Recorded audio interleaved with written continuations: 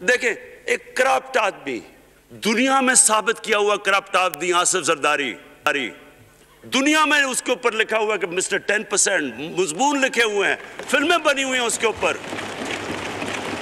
और उस मुल्क में लोग कहें जी एक जरदारी सब पे भारी, क्या कि वो रिश्वत देता है इसलिए सब पे भारी हो गया?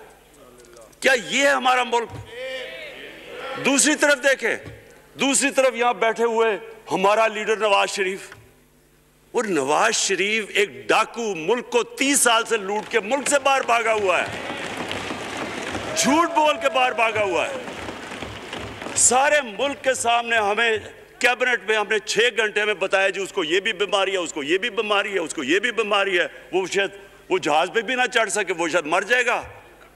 शीरीन के आंसू आ गए कैबिनेट में, और शीरीन के आंसू आने आसान काम नहीं है स्पीकर साहब। तो हमने उसको वहां, जैसे वो जहाज पे चढ़ा, जैसे वहां गया, वो एकदम ही तब्दील। और आज वहां जाके तकरीरें कर रहा है, वहां बैठ के स्कीमें कर रहा है, वहां बैठ के प्लानिंग करके जी उसे इतना पैसा दो, उधर इधर पैसा खिलाओ। सारी इनकी एक कोशिश है, जब से हम 2.5 साल से हुकूमत आई है, ये सारे बड़े बड़े डाकू इकट्ठे होके ये समझ रहे हैं कि इमरान खान को कुर्सी का इतना शौक है कि इसके ऊपर इतना प्रेशर डालो कि ये जी हमें जिस तरह जनरल मुशर्रफ ने एनआरओ दिया था ये भी दे देगा। जनरल मुशर्रफ, फौज उसके नीचे, अदलिया उसके कंट्रोल में सारी। क्योंकि मैं इधर मेंबर पार्लियामेंट था तब, ऑपोजिशन ना होने के बराबर। जो ऑपोजिशन के अंदर जो मेन आदमी था फजल रहमान, वो उसके साथ मिला हुआ था, वो 2 नंबर हमेशा से था, राइट।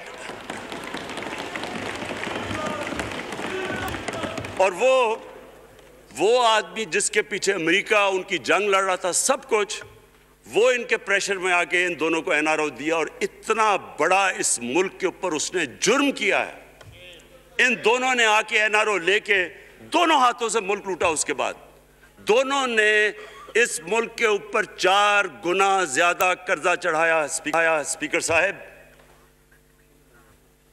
6000 अरब से हम देखें, एक करप्ट आदमी, दुनिया में साबित किया हुआ करप्ट आदमी आसिफ जरदारी, दुनिया में उसके ऊपर लिखा हुआ कि मिस्टर 10%, मजमून लिखे हुए हैं, फिल्में बनी हुई हैं उसके ऊपर। और उस मुल्क में लोग कहें जी एक जरदारी सब पे भारी, क्या कि वो रिश्वत देता है इसलिए सब पे भारी हो गया? क्या ये है हमारा मुल्क? दूसरी तरफ देखें, दूसरी तरफ यहां बैठे हुए हमारा लीडर नवाज शरीफ।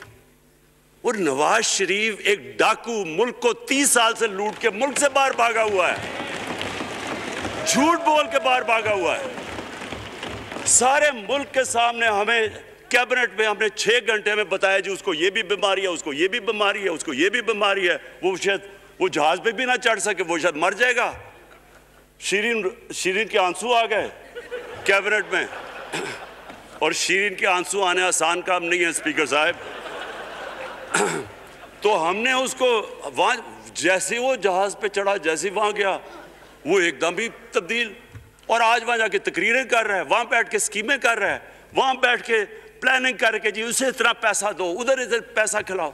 सारी इनकी एक कोशिश है, जब से हम 2.5 साल से हुकूमत आई है, ये सारे बड़े बड़े डाकू इकट्ठे होके ये समझ रहे हैं कि इमरान खान को कुर्सी का इतना शौक है कि इसके ऊपर इतना प्रेशर डालो कि ये जी हमें जिस तरह जनरल मुशर्रफ ने एनआरओ दिया था ये भी दे देगा।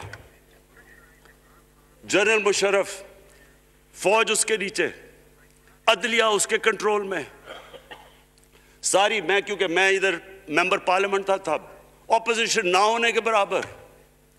जो ऑपोजिशन के अंदर जो मेन आदमी था फजल रहमान, वो उसके साथ मिला हुआ था, वो 2 नंबर हमेशा से था, राइट।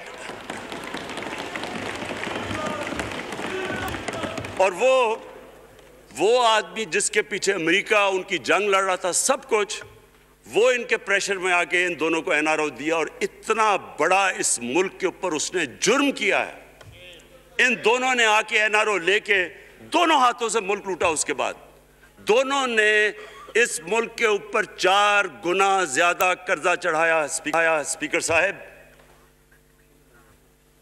6,000 अरब से